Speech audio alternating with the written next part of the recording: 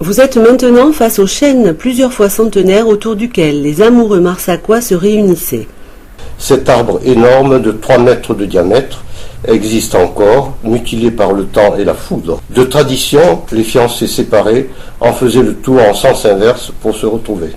Cet arbre se tenait sur les terres du Chambon qui ont marqué la vie du village tant par la personnalité des propriétaires que par les emplois qu'ils généraient. L'expansion de ce domaine commence au XVIIIe siècle avec la famille Montagu et s'accélère au XIXe avec Marc Montagu, ingénieur agronome. Un ingénieur agronome qui a été également maire de Marsac.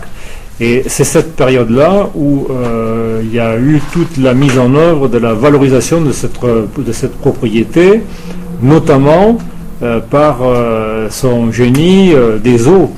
Il a irrigué par un système de bélier, il a irrigué la propriété.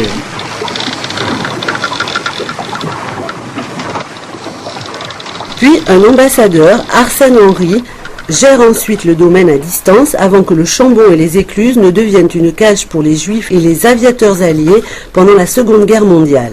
C'est l'époque de Madame de Marcilly qui entretient une amitié avec Paul Claudel.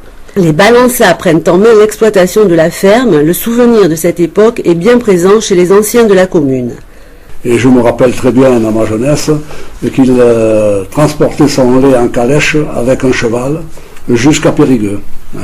Et puis la propriété a pris de l'ampleur après le retour du fils Balançat, qui avait été prisonnier pendant la guerre 39-45 et qui s'est inspiré du travail des Allemands, disons, pour faire fructifier la propriété.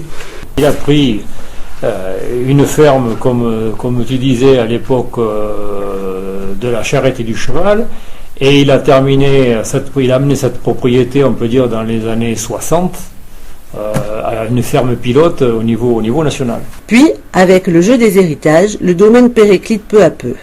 C'est là qu'elle est passée d'une centaine d'hectares à 30 hectares, je crois. Oui, tout à fait. Oui. D'après ce que nous avait dit M. Balançat. Tout à fait. Donc il y avait une chute.